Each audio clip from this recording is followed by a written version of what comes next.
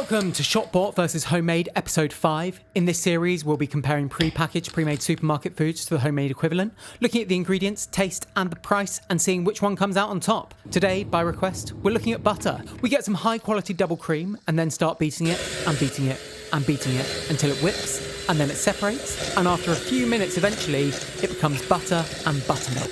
We keep whipping while putting a tea towel around to stop the buttermilk splashing everywhere. When the butter is formed, we strain off the buttermilk, rinse the butter and pat it into shape. And that's it. We can now add salt or any other flavouring we'd like to the butter. The shop-bought butter is unsurprisingly also just milk, but let's see how they compare as an ingredient. The homemade butter is much creamier than the shop-bought butter, and you can see it's a much lighter colour as well. To test the taste, I made some toast and buttered them. The homemade butter has a much fresher taste, it's a really delicious flavour, and it's got a lightness that just doesn't compare to the shop-bought butter at all. The homemade butter works out at 75p for 100 grams, slightly more expensive than the shop-bought butter at 67p for 100 grams, but it's a much more premium product, and seeing as the highest quality butters can be over £1.40 for 100 grams, it's actually much cheaper to make at home. For most purposes, the shop-bought butter is absolutely fine, for instance baking or cooking with, but if you're making anything where the butter will be really featured, such as serving it with freshly baked bread, it's absolutely worth a few minutes to make your own butter.